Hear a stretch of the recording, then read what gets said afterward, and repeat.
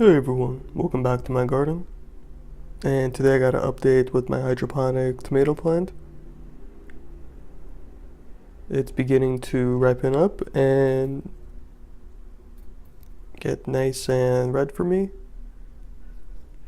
Look at these beautiful tiny little tomatoes. These are little cherry tomatoes. And they're quite sweet, very delicious. I've grown these from seed and they're finally getting to the point where they're actually edible. And it got tomatoes all over the place here. This little greenhouse is nice and filled, and as well as beautiful flowers still forming. So I got tomatoes in all different types of stages. So if you're interested in growing tomatoes, let me just show you real quick. Basically, the tomatoes are going to be, when they're forming, nice and small and closed like this. And as they get older, they mature and open up. And when they open up, this is basically, tomatoes are self-pollinating. All you have to do is just basically give it a nice little shake. But sometimes that doesn't work, so just to guarantee success, what you could do is basically take a little electric toothbrush or anything that vibrates. I have a little bee here that I just turn on, and I come in and basically just lift those flowers up and they vibrate, and that's it. Those are pollinated now. Same thing for the ones up top here. Lift those up, the pollen shakes around, and now those are pollinated. And then after a little while, the tomatoes will start forming and they'll get nice and yellow and green like this. And then after a little more time, the colors will begin to change and they'll go from nice beautiful yellow to a beautiful orange, and then to a nice red, and then the redness will deepen up and get nice and bright, and it'll soften up as well as sweeten up, get nice and sweet and delicious. And so basically that's all the different stages of the tomato right there, from flower to harvestable fruit. And you know when the tomato is ready, basically when you could come in here, the base of the tomato is always the darkest part of the tomato. So when the base of the tomato looks like the rest of the skin, when it all looks like one color, nice deep dark red, you know it's ready. And you could always pick the fruit and just keep it in room temperature for a few days, and it'll continue to ripen and continue to sweeten up for you. So that's doing very well.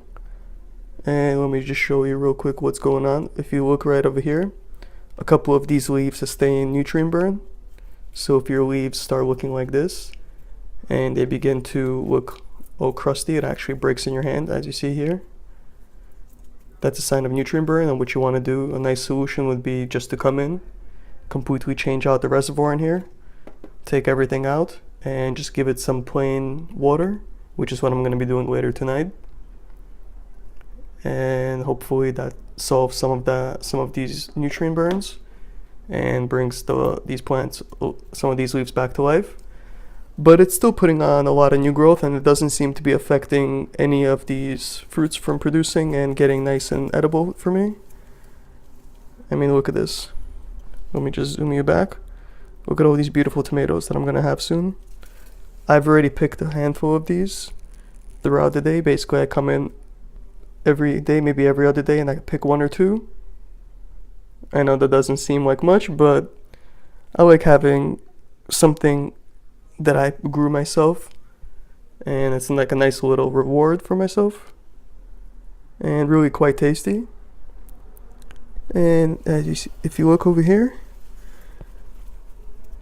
you see a bunch of new leaves as well on this side opening up. So there's still a lot of new growth happening on this plant, and the nutrient burn seems to be only affecting the oldest leaves basically. So I'm going to come in here and change the nutrients out.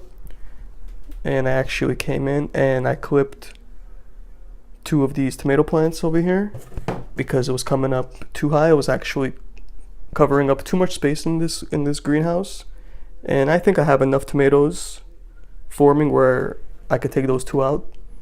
And I rather actually replace it with something else, maybe like a pepper plant or something different. I just like growing a nice little variety. And let me just show you what the roots look like real quick. Look at those nice little roots. Look at how big that main system looks. And you see some of basically the coco coir has fallen through the net cup. That's basically the ones from the sides. Over here that was stuffed on the sides. That's from that over there that fell in. So when I come in here, I'm gonna lift this up, give it a nice rinse, change out the water, just give it some plain water for about a week. And that should bring the plant hopefully back to its original state and continue producing for me. And in the meantime, I'm just gonna let it keep doing its thing, putting on these beautiful tomatoes, and hopefully keep putting on new flowers. Now also, let me just show you real quick. Just real quick, I'm really excited about. I have a nice little English cucumber right there growing. And this is a little orange seedling. We got a lot of beautiful peppers growing as well. And what I'm gonna do with this cucumber, since this is a nice large English cucumber, I'm gonna take basically a 5-gallon bucket, take my greenhouses here, separate them, and put it right in between and let it grow up in a trellis. And being that it's a cucumber, like a large cucumber actually, not like the cucumber ones, the leaves are very large, so it's going to be very easy to pollinate. I'll show you how to do that as this plant continues to get older and continue its progress. If I show you right there, it's actually beginning to put on its first leaf right there. And I couldn't be happier with its progress. So basically that's what I got for you for today. And as always, if you have any questions, leave them down below. I'll do my best to answer everything. And don't forget to hit the thumbs up and subscribe. Thanks for watching.